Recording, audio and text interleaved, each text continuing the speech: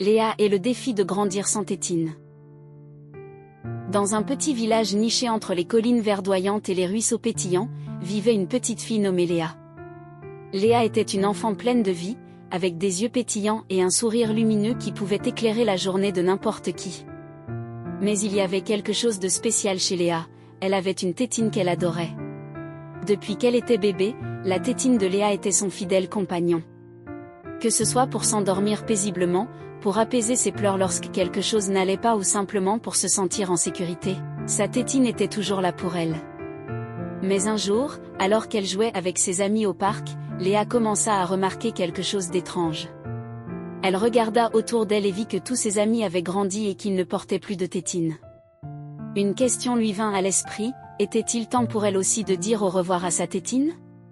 L'idée la rendait à la fois excitée et un peu nerveuse. Mais Léa savait qu'elle devait essayer. De retour à la maison ce soir-là, Léa se blottit dans les bras de sa maman et lui dit « Maman, est-ce que je pourrais essayer de ne plus utiliser ma tétine ?» Sa maman la regarda avec amour et lui sourit. « Bien sûr, ma chérie, dit-elle doucement. Nous pouvons essayer ensemble. » Ainsi commença l'aventure de Léa pour dire au revoir à sa tétine. Les premiers jours furent les plus difficiles. Parfois, elle se sentait tentée de la prendre lorsqu'elle se sentait fatiguée ou un peu triste.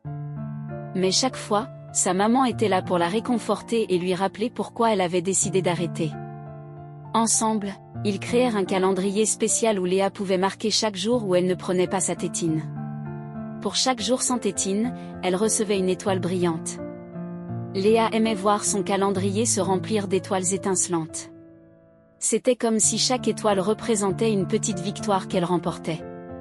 Au fur et à mesure que les jours passaient, Léa commença à se sentir de plus en plus fière d'elle-même. Elle avait réalisé qu'elle était plus forte qu'elle ne le pensait et qu'elle pouvait surmonter n'importe quel défi. Et chaque fois qu'elle avait envie de prendre sa tétine, elle se rappelait de tous les progrès qu'elle avait faits jusqu'à présent.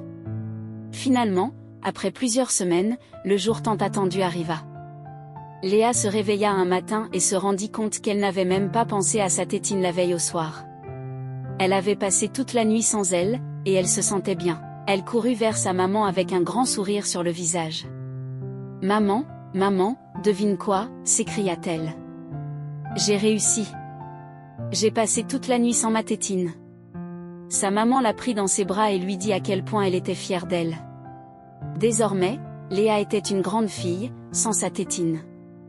Elle avait appris qu'elle pouvait surmonter les obstacles et accomplir de grandes choses si elle croyait en elle-même.